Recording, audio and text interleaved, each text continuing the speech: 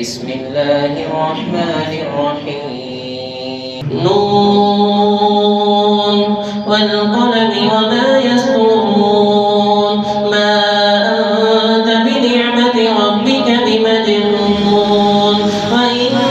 لك لأجرا غير ممنون وإنك لعلى خلق عظيم فستبصر ويبصرون بأيكم المفتون إن ربك هو أعلم بمن ضل عن سبيله وهو أعلم بالمهتدين فلا تطع المكذبين ودوا لو تدهن فيدهنون ولا تطع كل هلاف مهين هماز مشاء بنميم مناع للخير معتد أثيم عتل بعد ذلك ذليم أن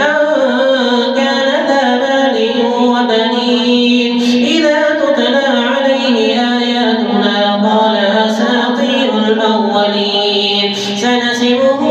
على الخرطوم إنا بلوناهم كما بلونا أصحاب الجنة إذ أقسموا ليصرمنها مصبحين ولا يستثنون فطاف عليها طائف من ربك وهم نائمون فأصبحت كالصريم فتنادوا مصبحين أن اغدوا على حرثكم إن كنتم صارمين فانطلقوا وهم يتخافتون ألا يدخلنها اليوم عليكم مسكين وغدوا على حرد قادرين فلما رأوها قالوا إنا لضالون بل نحن محرومون قال أوسطهم ألم أقل لكم لولا تسبحون قالوا سبحان ربنا إنا كنا ظالمين وأقبل بعضهم على بعض يتلاومون قالوا يا ويلنا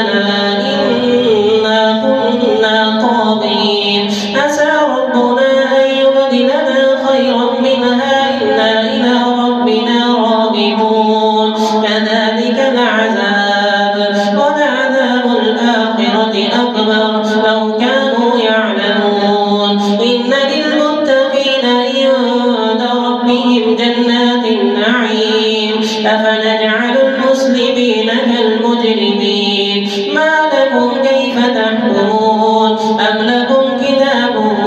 فيه تدرسون إن لكم فيه لما تخيرون أم لكم أيمان علينا بالغة إلى يوم القيامة إن لكم لما تحكمون سلهم أيهم بذلك زعيم أم لهم شركاء فليأتوا بشركائهم إن كانوا صادقين يوم يكشف عن ساق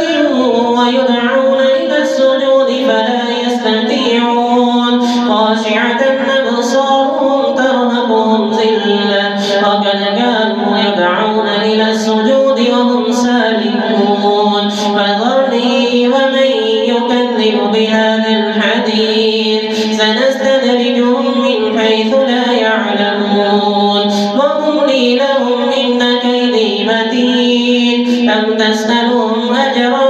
فهم من مغرم مثقلون أم عندهم الغيب فهم يكتبون فاصبر لحكم ربك ولا